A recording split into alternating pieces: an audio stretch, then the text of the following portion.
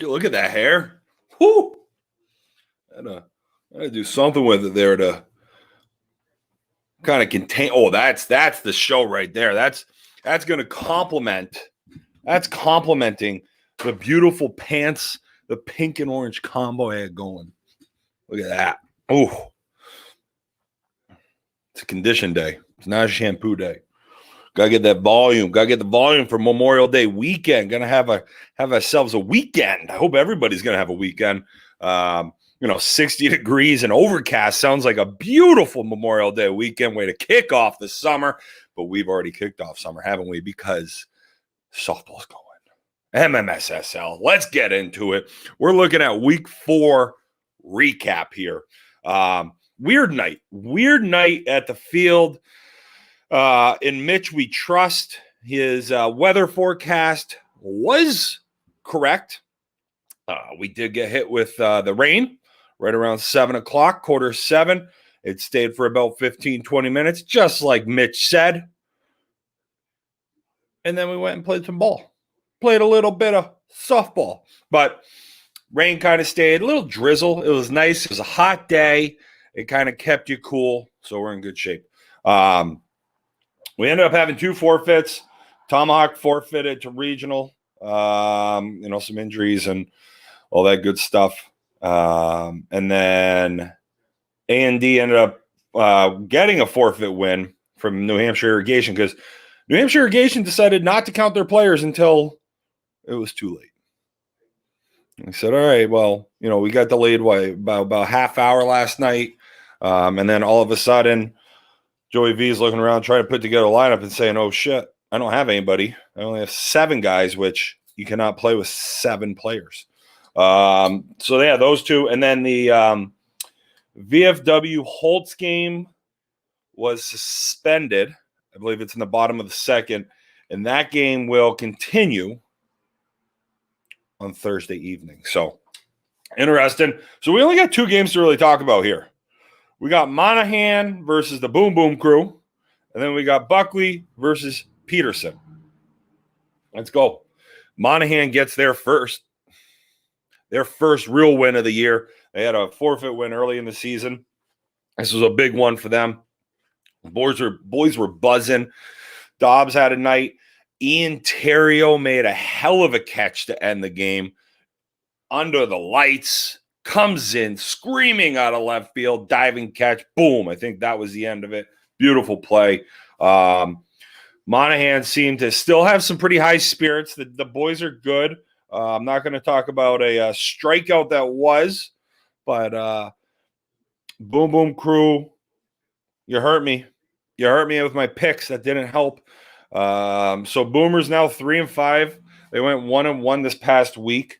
And then Monahan did the same thing. They went 1-1 this past week. So that was a big one for Monahan. Monahan needs to kind of get on a little bit of a roll here. They've lost a lot of close games. I mean, their differential right now, they're in last place, but their run differential is only -14. So if you take out that 1 win and that 7 runs, I mean, so they're what? -21.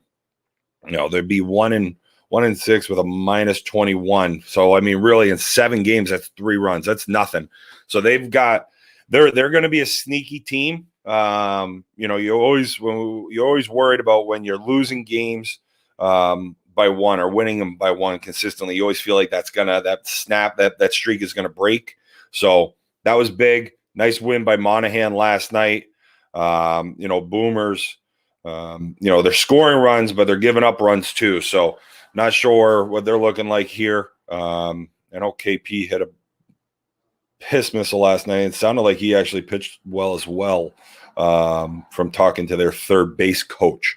So New Hampshire Irrigation and Tomahawk Tavern. Tomahawk is sitting at 2-6, lost 3 in a row. And New Hampshire Irrigation, they've lost 3 in a row as well. So 2 teams there desperately looking to bounce back on Wednesday night, which only one of them can win. Somebody is going to have their 4th loss in a row because Tomahawk, New Hampshire Irrigation, Wednesday night, facing off. Battle for last. I'm going to dub that the early battle for last game. No. That's going to be a big game. I think both teams. I like Joey V's team. That I think I've said it a lot. Once Hayes is done with school, and then I think once those younger guys start just getting more swings and being around V, I think that team has a sneaky chance to climb. So we'll move to the late game, the West Coast game that turned to a primetime game. Buckley's won six in a row. They are motoring. Yeah, they are. They're rolling right now. They're playing well. They're still missing their top guys. Peterson as well. We didn't have Hilly, Gray, a couple guys that needed, but we have fun. Adam McQuaid got to play a little short. Big boy J. Rowe was out there and right, which Teddy Christie Jr. didn't uphold his half of the bet. Jim O'Connor says, big boy J. Rowe, I can't let him play first because we don't have the numbers. I said, I'm calling shenanigans, and I played it under protest after watching so many regional games. I hear that's what they like to do. Yeah, I mean, it was a fine game. Nice little sprinkle all day. One bad inning by Peterson really killed it. I forgot to field a ground ball. It's playing a little soft, if you will. Was a little worried about the infield. And then with the ball, I didn't really love it. So I take him off to the side. Wasn't something I should have done. My bad. Was worried about my unicorn cyst with the stitches. Yeah, so Buckley's won 6 in a row. Peterson's now lost 2 in a row. Going to need that on Wednesday. Peterson is playing Monahan on Wednesday night in a primetime game. That will be a great one. I'm looking forward to it. Monahan, I don't know. Are they getting on a roll here, or is Peterson going to get off the schneid?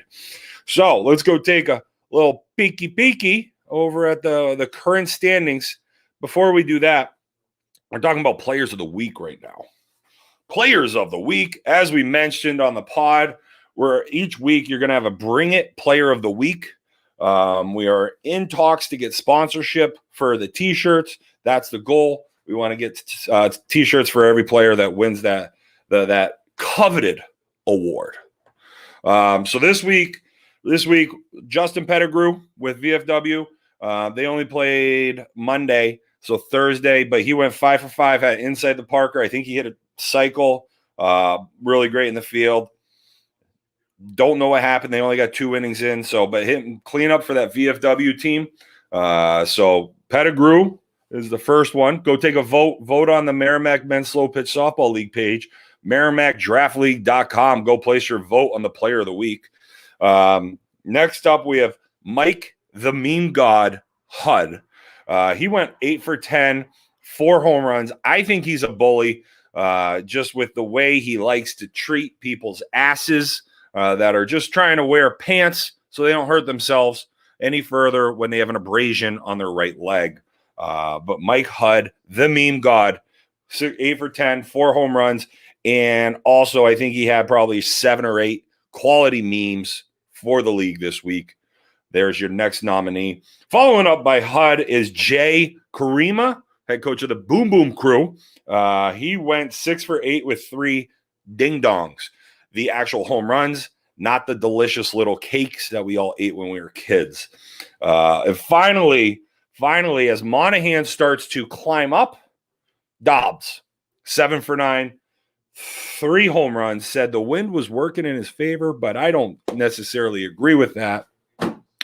So go on over to merrimackdraftleague.com, and as you can see here, you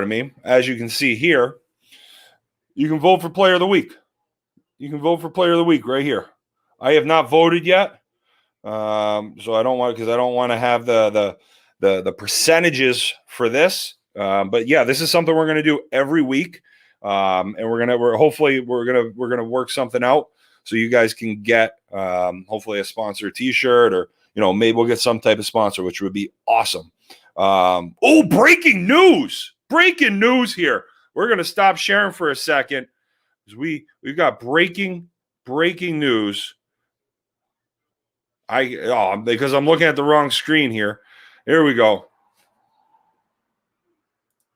Big news. Just got the text message, came across my screen. The new logo, the new Bring It logo, the new Bring It stickers are being delivered today.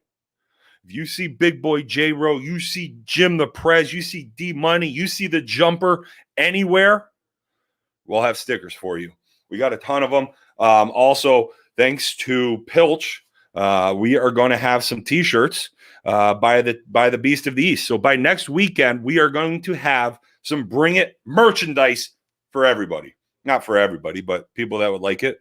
We're going to have it. So that just got me excited. I apologize for pulling away from the standings here, but we're going to have stickers today. That's great. Really exciting. Great news. Pumped about that. So here we are. We're looking at the top of the standings. You know, little. We're gonna have to wait on some things as we are looking at a couple of teams that are still waiting to make up games. Holtz and Peterson still have to play that one game. Holtz and VFW are making up the continuation of their game will be on Thursday evening, and I need Holtz to win that game. I really do. Most didn't do too good in the predictions this week, so but. Regional and Buckley sitting atop.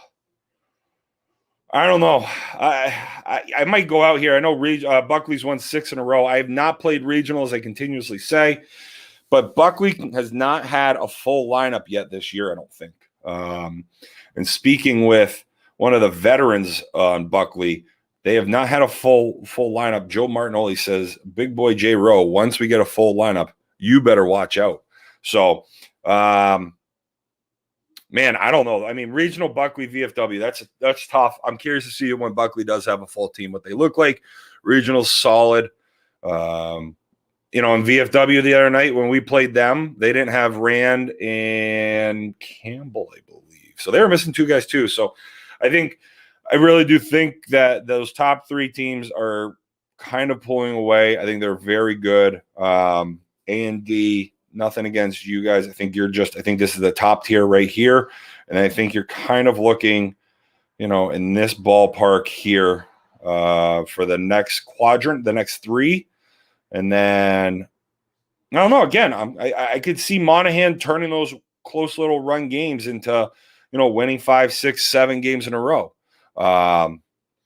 Because you're losing those 1-run games, those can easily flip-flop. So anyway, here we are. Here's the player of the week. Go vote for player of the week as well.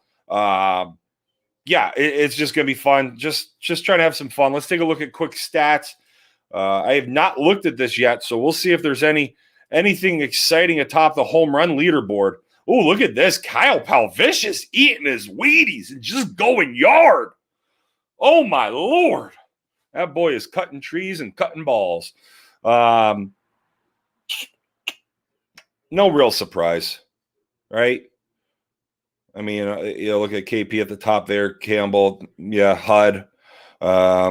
You're starting to see some guys climb up here. Foster with 5. Okay, nothing too crazy. So, Chicks dig singles too. I'm just telling you right now. Chicks dig singles. Sean Gumas, the Mountain saw him the other night. He said, hey, Mountain, how is your ankle? He says, I'm doing well. Thanks for asking.